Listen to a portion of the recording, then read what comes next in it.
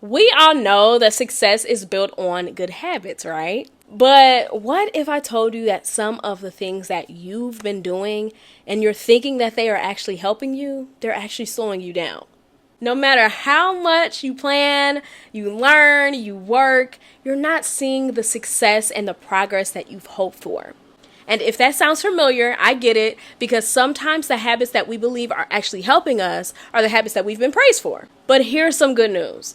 Once you recognize these sneaky little sabotagers, you can start shifting them into habits that actually work for your growth. Today, we are breaking down 6 habits that basically help you stop sabotaging your success. And trust me, the last one is exceptionally eye-opening. Planning feels productive. We love the aesthetic of a new planner, the satisfaction of a color-coded schedule, the thrill of setting up the perfect routine. But here's the thing, right? Planning is only useful if it leads to action. So why is it sabotaging, you ask? Planning can trick your brain into feeling accomplished without actually doing the work. The fear of not being ready keeps you stuck in endless preparation mode. And here's some biblical truth. Commit to the Lord whatever you do, and he will establish your plans, according to Proverbs 16:3. So what do I do instead, you ask? Give yourself a time limit for planning. So give yourself like 20 minutes a day for planning your day. Use the 5-second rule, okay? Count down to 5 and then just take action immediately. And lastly, ask yourself, if I couldn't plan it all, what would be my next best step?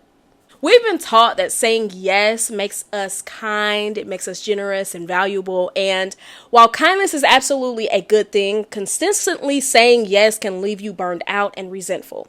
And the truth, you cannot be everything to everyone and still be fully present for your own purpose. Why is this sabotaging, you ask? Overcommitting drains your energy, it leaves you less time for yourself and your God-given calling. Saying yes to the wrong thing means saying no to God's best for you.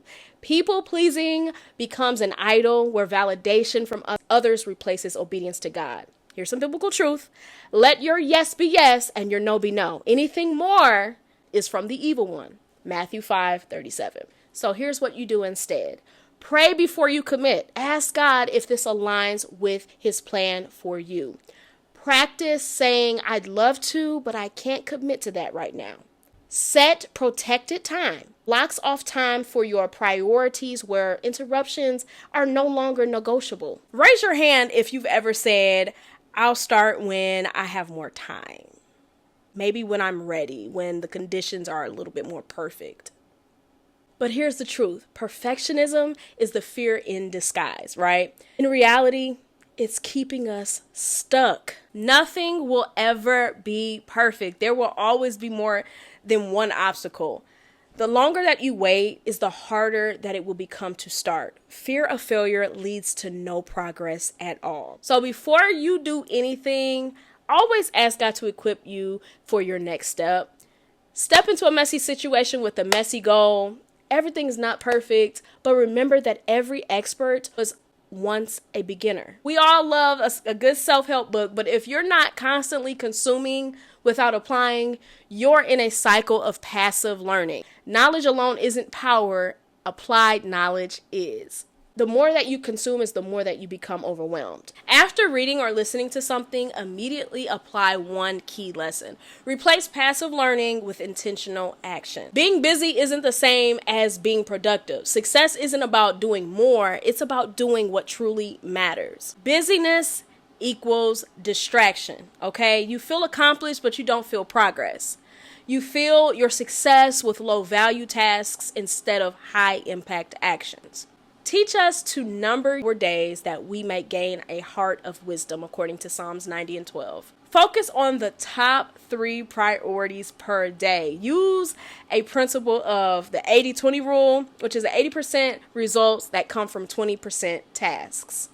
That's what I do. So now that you've uncovered these good habits that might be secretly holding you back, what's next? I don't want you to leave this video without knowing what's wrong. I want you to step into what's right for you.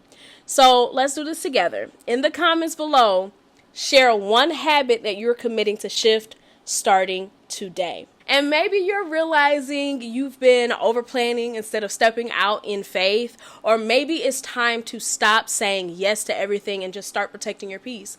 Whatever it is, let's name it, let's claim it, and let's surrender it to God. And remember, God doesn't call the perfect, He calls the willing. His strength fills the gaps where we feel weak, okay? So as Philippians 1:6 says, he who began a good work in you will carry it on to completion. You're not alone in this journey. I'm here with you, and the supporters are here with you as well. If this video blessed you today, let's keep this conversation going.